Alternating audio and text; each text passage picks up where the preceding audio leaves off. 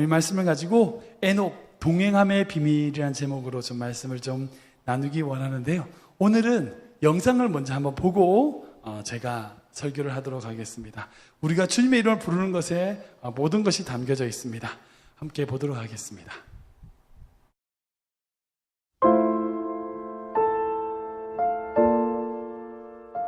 내가 살고 있는 것이 리무르, 티필, 티밭이에요. 내가 지금 걸어가잖아요. 그러면 아래에서 이 꼬마들이 나를 올려다봅니다. 우리 교회 주일학교 애들이에요. 그러니까 내가 선교사인지 알아요. 내 이름이 유니스니까 내 이름을 불러요. 아래에서 나를 올려다보면서 내가 지나가면 이렇게 불러요. 유니스! 목이 터져라. 유니스! 유니스! 막 이런데 얼마나 내 이름을 부르는지 나한테 아무것도 달라 그런 건 없어요. 그러나 내가 알아요. 얘네들 신발이 없어요. 맨발로 다니거든요. 그래서 유니스 할 때 저것들 신발이 없는데 신발 사줘야지 그 생각이 들어요. 그 다음에 또 유니스 이러면 저 녀석들 밥을 하루에 한 끼 먹는데 밥도 좀 많이 줘야 되는데 빵을 사줄까? 또 유니스 이러면 쟤네들 학교도 없는데 내가 돈 많이 있으면 학교도 지어주면 좋겠다. 이런 생각을 해요.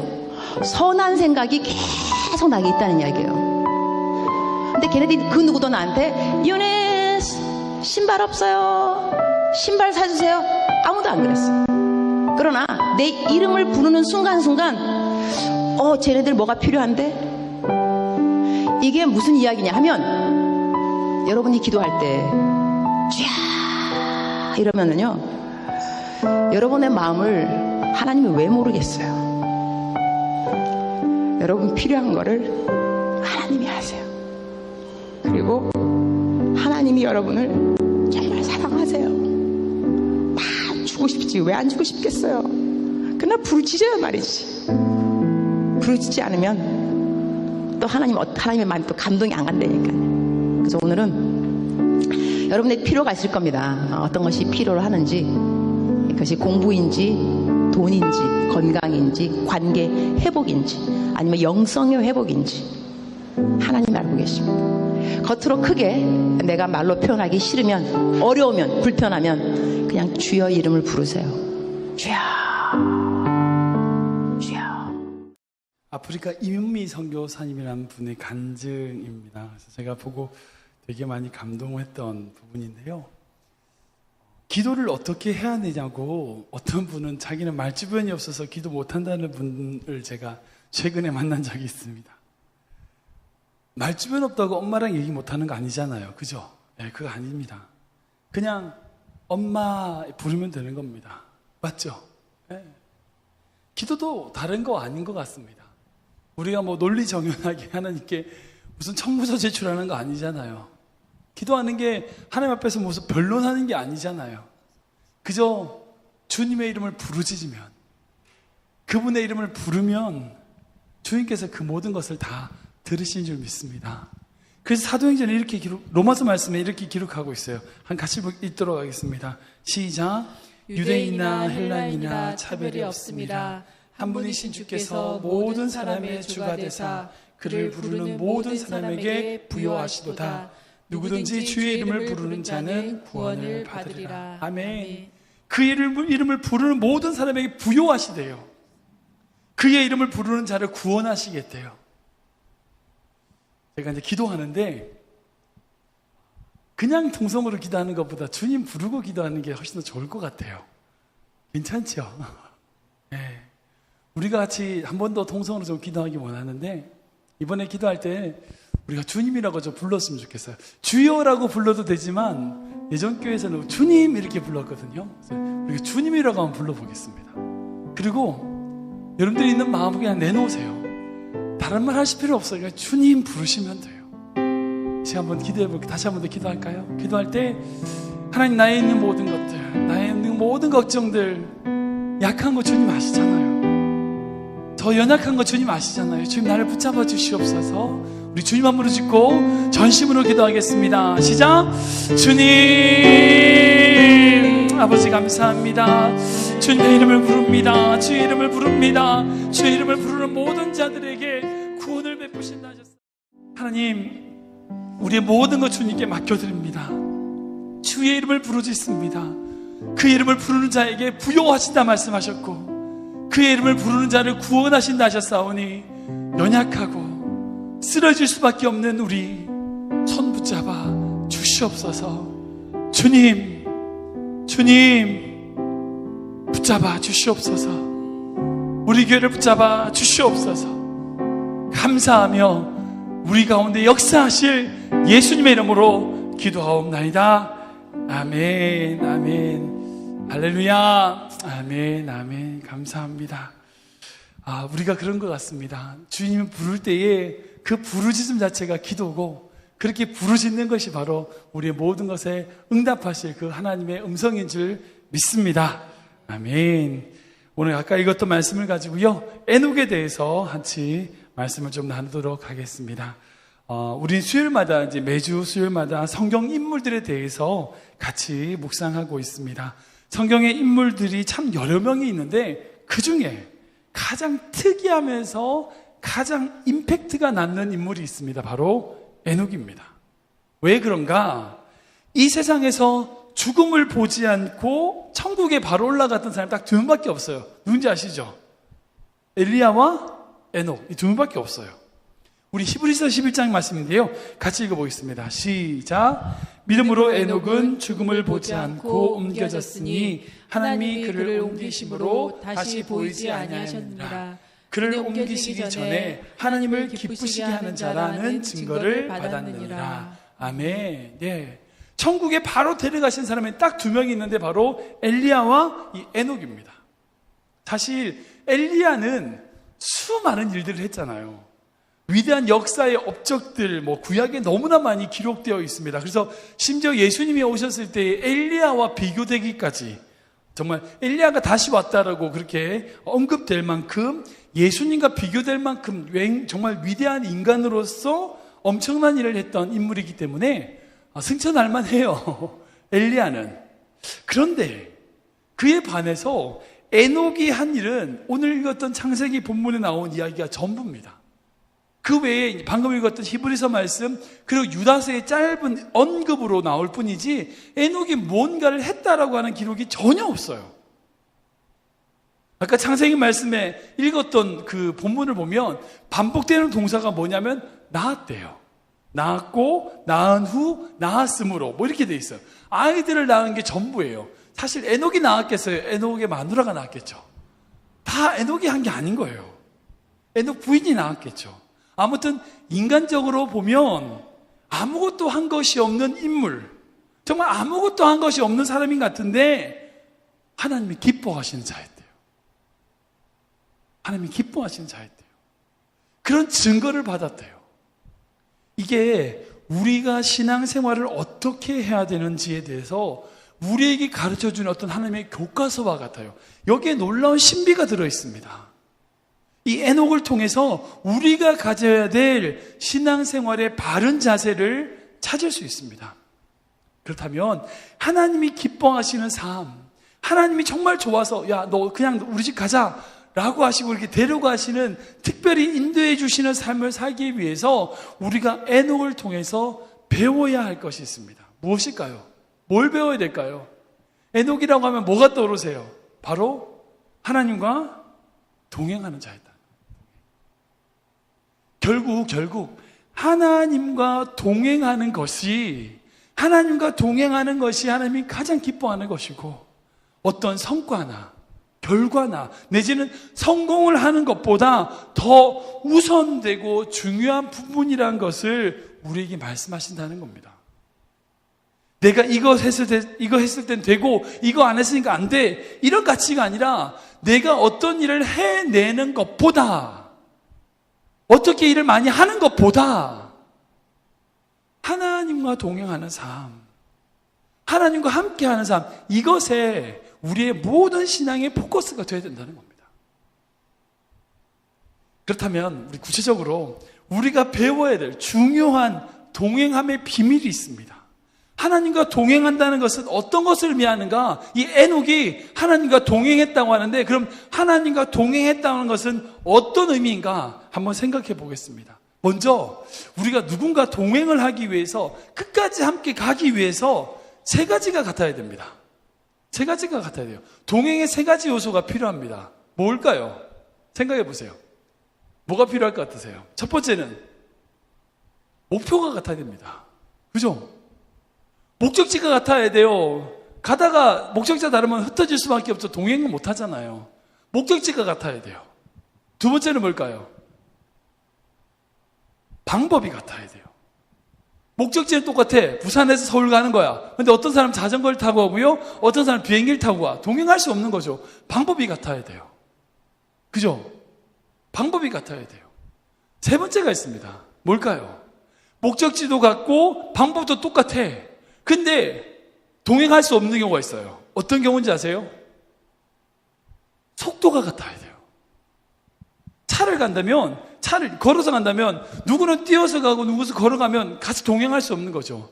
같이 걸어가는 속도가 발을 맞춰야지만 동행할 수 있습니다. 그러니까 동행을 한다는 것은 이 세 가지가 같다는 거예요. 목적지가 같아요. 목표가 같아. 그죠? 그 다음에 방법이 같아요. 누구는 배 타고 가고 누구는 비행기 타고 완전히 똑같은 방법으로, 그리고 같은 속도로. 요 세 가지가 유지될 때에 동행한다는 것이 포함이 됩니다. 그렇다면 이 에녹이 하나님과 동행했다면 이 세 가지를 같이 했다는 거예요. 즉 에녹이 하나님과 동행했는 삶을 살았다. 이 말은 뭐냐면 에녹의 목표가 하나님과 같았고, 에녹이 취하는 삶의 방법이 하나님과 같았고, 그가 추구하는 삶의 스타일의 속도가 하나님과 같았다는 거예요. 이것이 바로 동행함의 비밀입니다. 한번 함께 구체적으로 다시 보겠습니다. 첫 번째로 에녹은 하나님과 같은 목적지를 둔 사람이었습니다. 우리 같이 읽어보겠습니다. 시작. 에녹은 하나님과 같은 목적지를 둔 사람이었습니다. 우리 마태복음 말씀인데요, 베드로의 장면이 나타납니다. 좀 긴 본문이지만 같이 읽도록 하겠습니다. 시작. 이때로부터 예수 그리스도께서 자기가 예루살렘에 올라가 장로들과 대제사장들과 서기관들에게 많은 고난을 받고 죽임을 당하고 제3일에 살아나야 할 것을 제자들에게 비로소 나타내시니, 베드로가 예수를 붙들고 항변하여 이르되 주여 그리 마옵소서, 이 일이 결코 주께 미치지 아니하리이다. 예수께서 돌이키시며 베드로에게 이르시되 사탄아 내 뒤로 물러가라. 너는 나를 넘어지게 하는 자로다. 내가 하나님의 일을 생각하지 아니하고 도리어 사람의 일을 생각하는도다 하시고, 이에 예수께서 제자들에게 이르시되 누구든지 나를 따라오려거든 자기를 부인하고 자기 십자가를 지고 나를 따를 것이니라. 아멘. 아멘. 예수님이 이 땅에 오심은 십자가를 위함이었습니다. 예수님의 목적지는 십자가였습니다. 그러나 그것을 반대하는 사람들이 있었습니다. 바로 오늘 본문에 나오는 베드로입니다. 왜 그랬을까요? 정말 예수님을 위해서일까요? 아닐 겁니다. 자신들을 위해서일 겁니다. 자기가 세운 목표, 자기가 세운 목적이 있는 겁니다.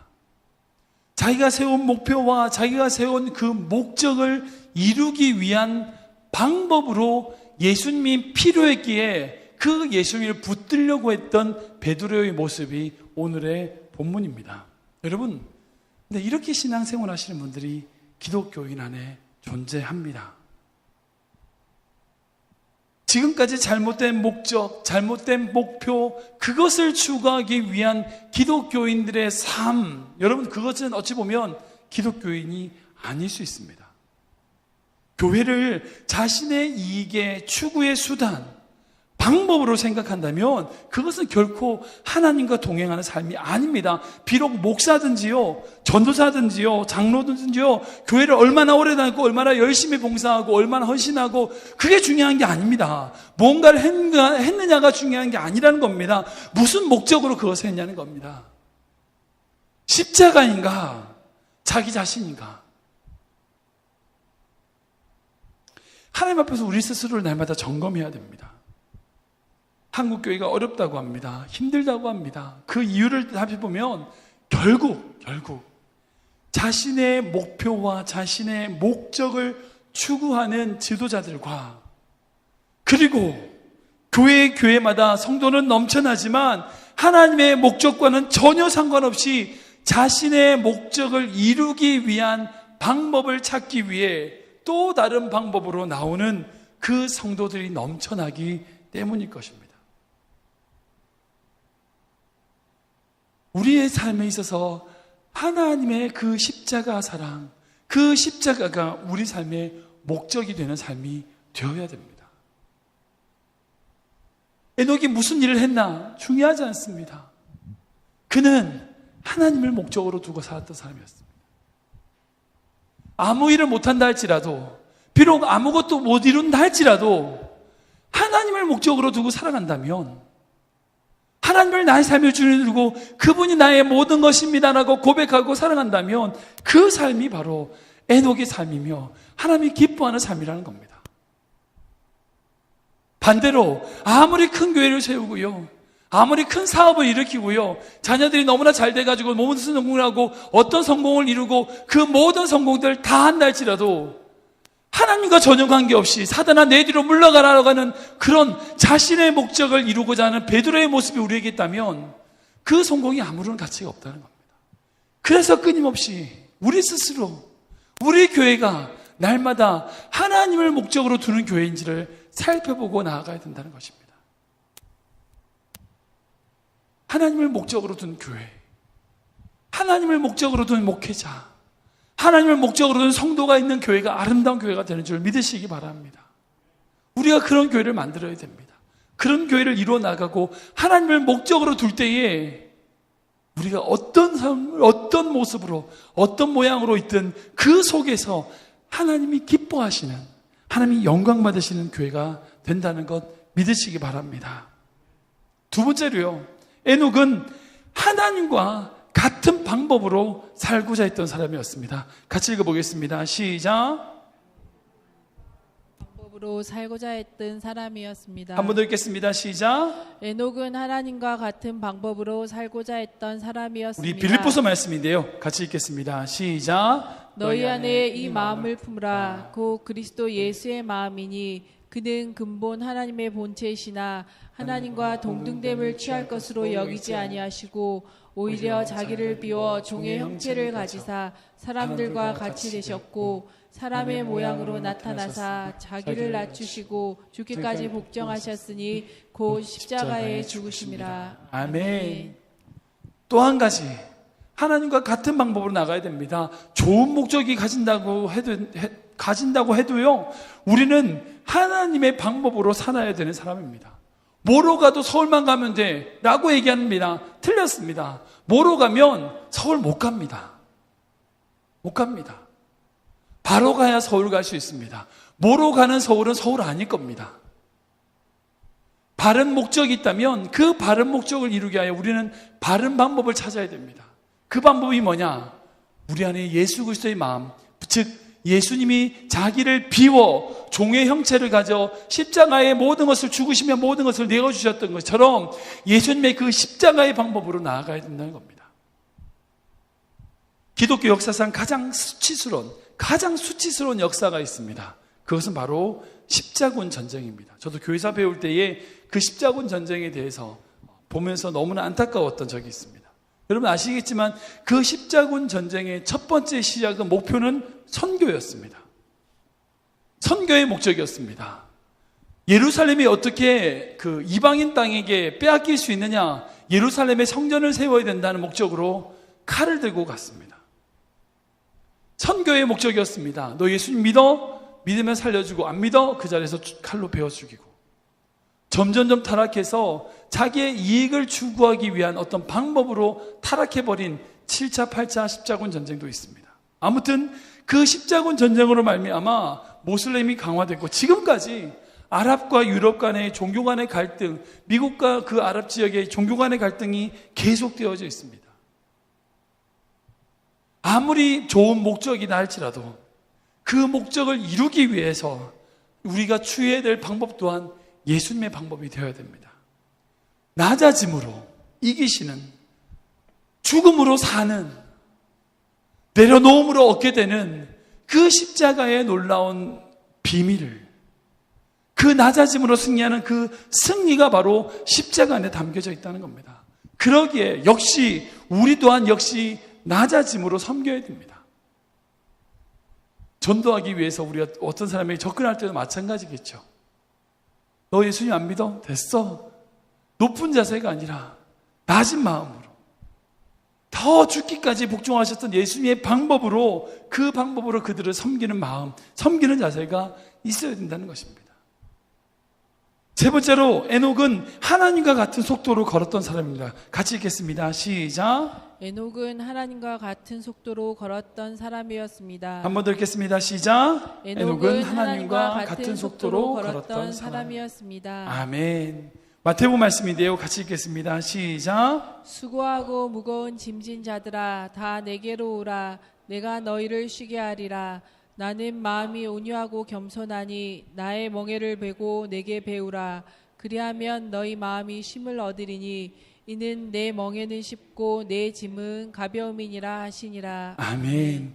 제가 어렸을 때 저희 부모님, 어머니하고 초등학교 때였는 것 같아요. 어머니하고 시장을 갈 때, 내지는 아버지와 이제 밤에 이제 등산하러 갔을 때, 낮에 새벽에 등산하러 약수터에 물 들어갔을 때, 그때 기억이 나는 게, 제가 어렸을 때 어머니나 아버지가 같이 걸으면 전 항상 앞에서 발을 맞췄어요. 발을 맞춰서 걸었습니다. 그것이 참 재미있었어요.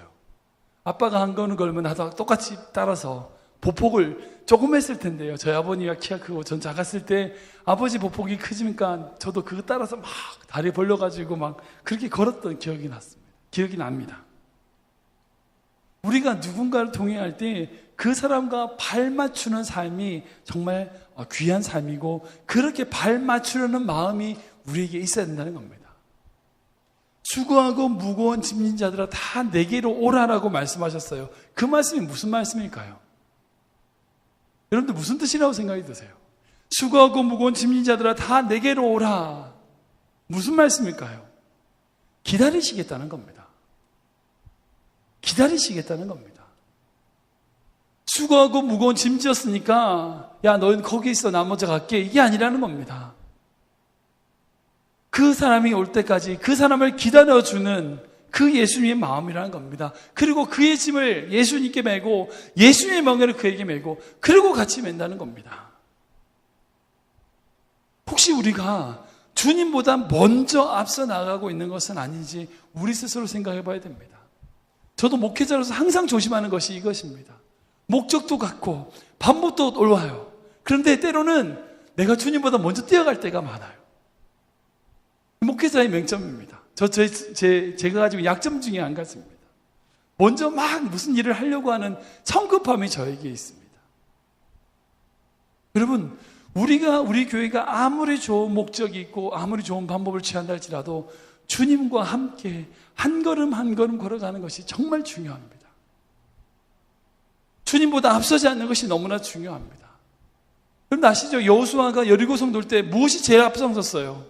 군대였습니까? 아닙니다. 언약궤가 제일 앞장섰어요. 여호사밧이 암몬과 모압 자손같이 공격을 받았을 때에 어떻게 싸워 나갔어요? 군대가 앞장섰나요? 아니요. 찬양대가 앞장서는 거예요.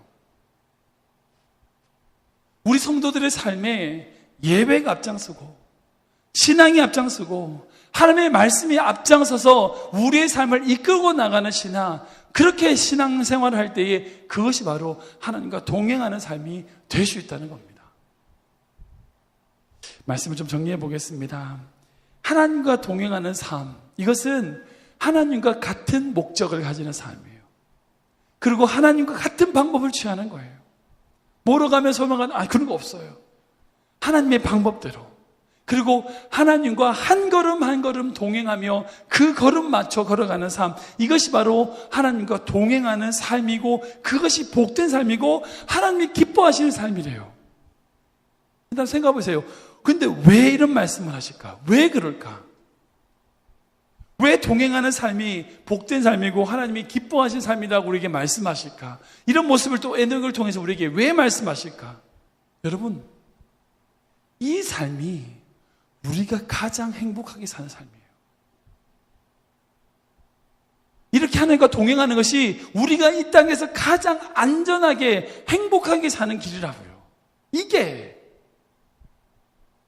에녹이 이 땅에서 계속 하나님과 동행하는 것과 천국 가는 것이 상관없었어요. 왜?